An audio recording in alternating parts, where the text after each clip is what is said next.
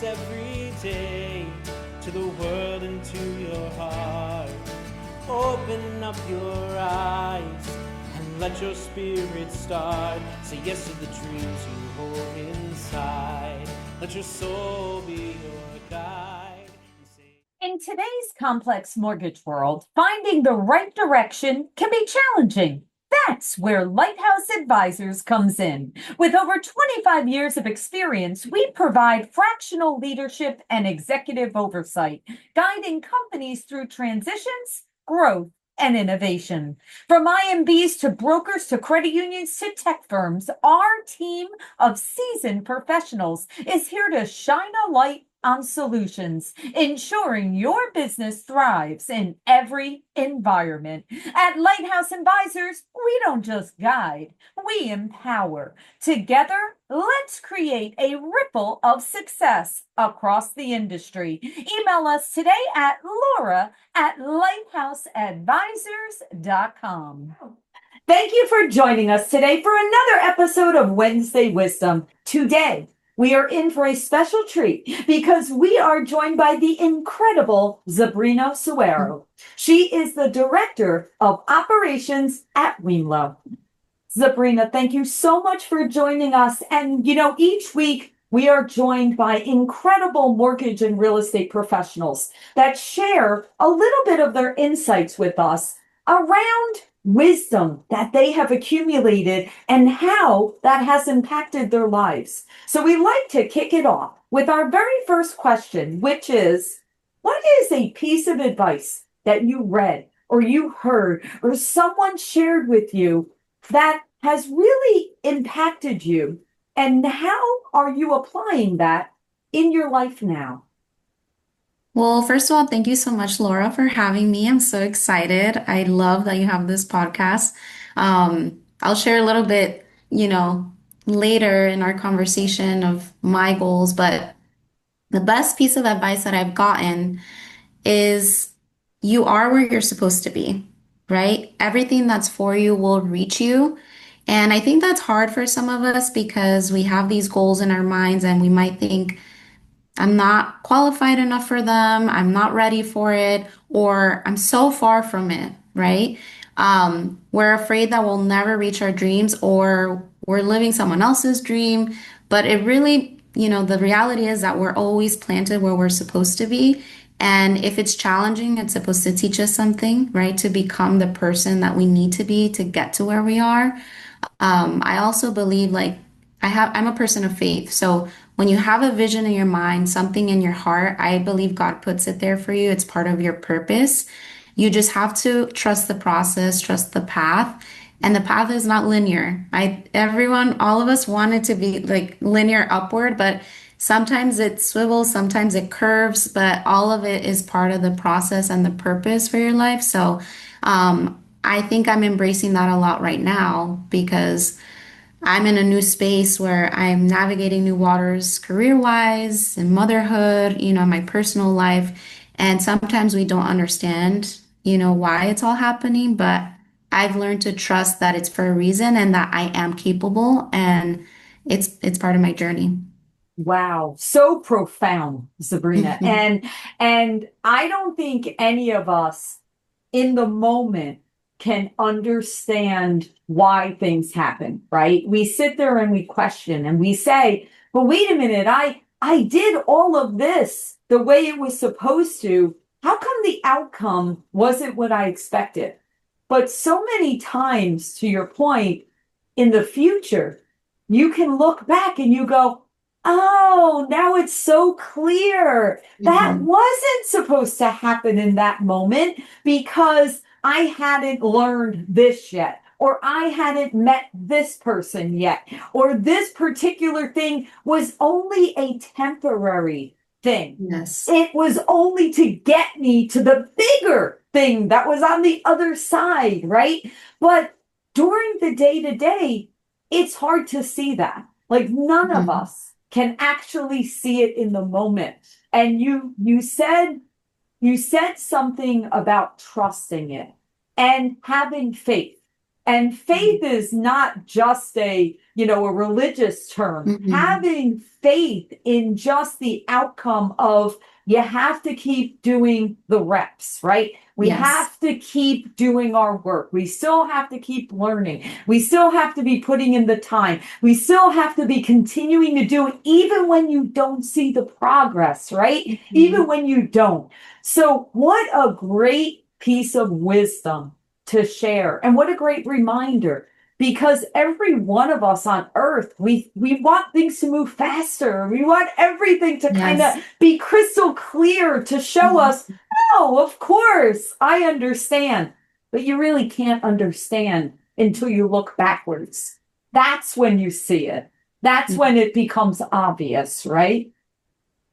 Yes, definitely. I also think it would be boring if we knew everything. And I think seeing it as an opportunity to like be creative too, right? I think that's the fun in it as well. Like there's a path, trust the process, but you also have the opportunity to be creative and, for lack of a better word, creating your life, right? Because there's so many unknowns, and I used to be afraid of that.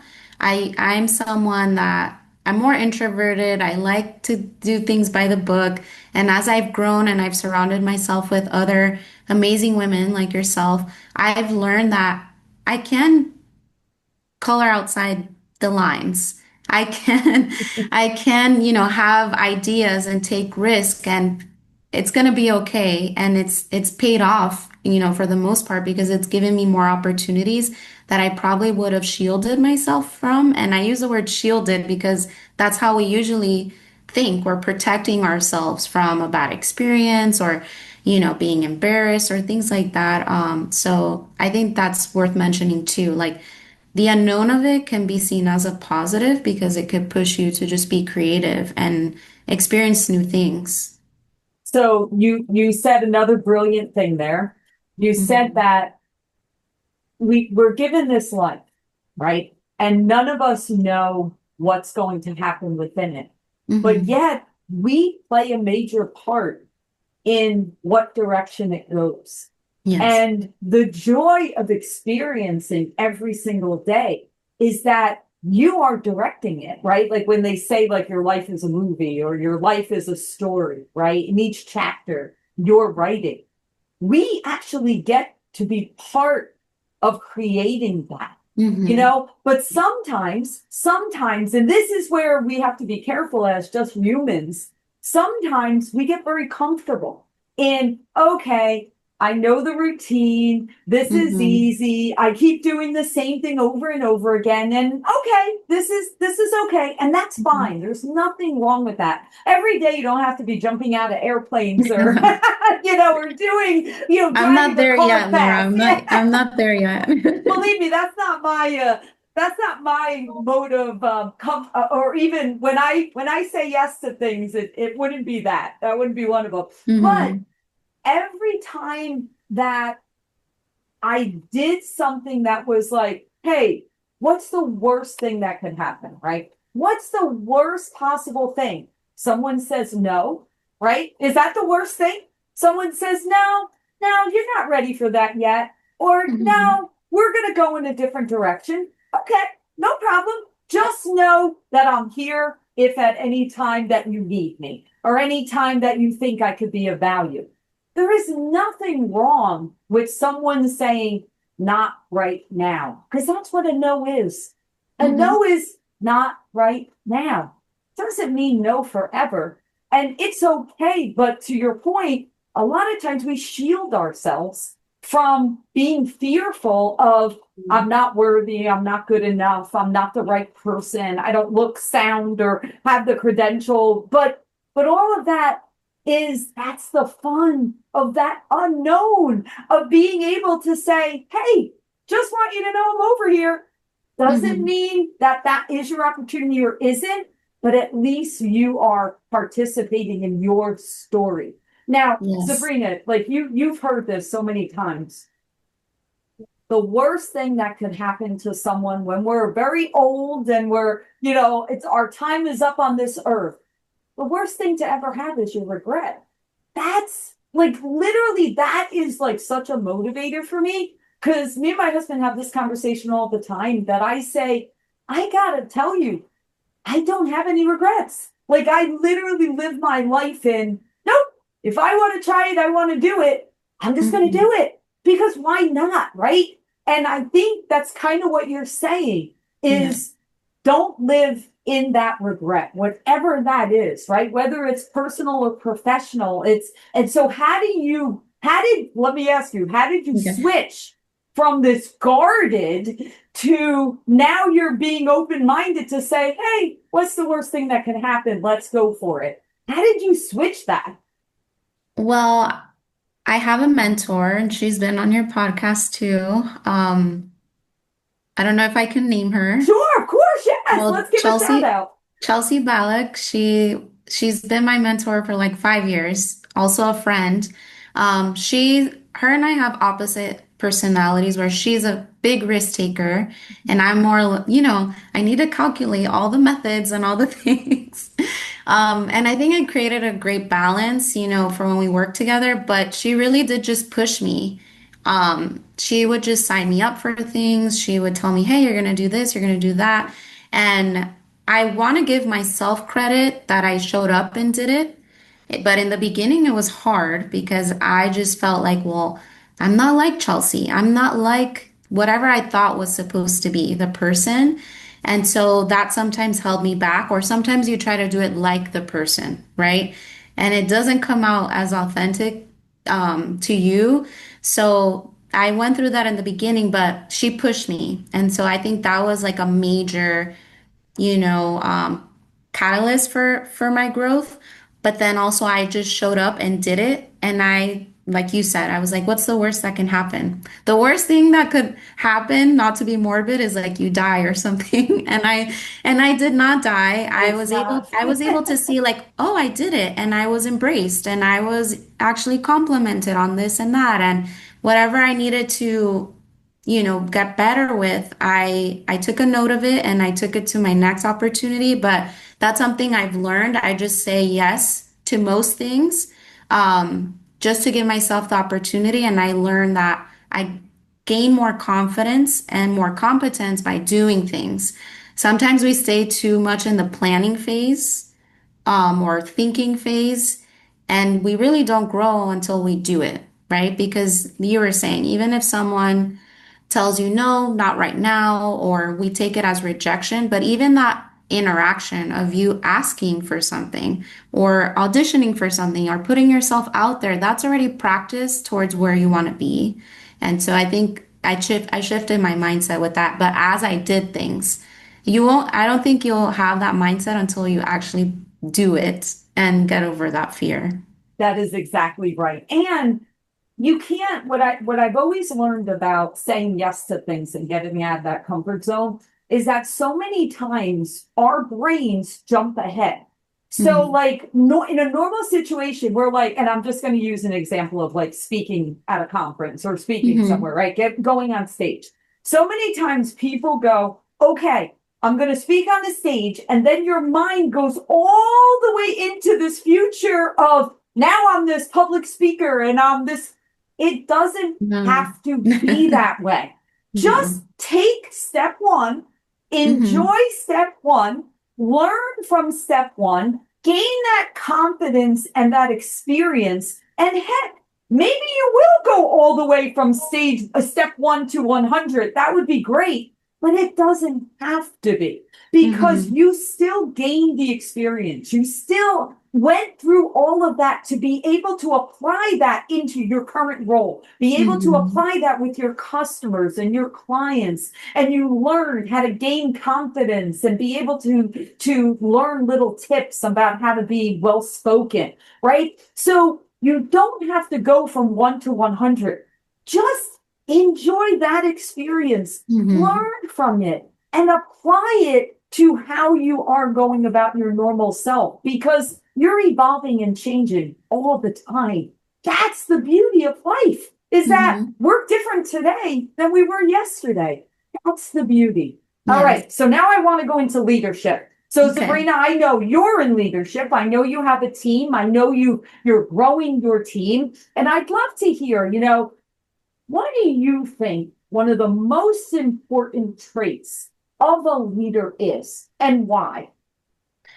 So we're speaking of evolving. So I think always have space for that. But to me, the most important trait is being authentic, right? To yourself. When you have a team and you have a growing team, you want to be able to influence them, right? And to help them grow, to help the company grow, to share the same vision.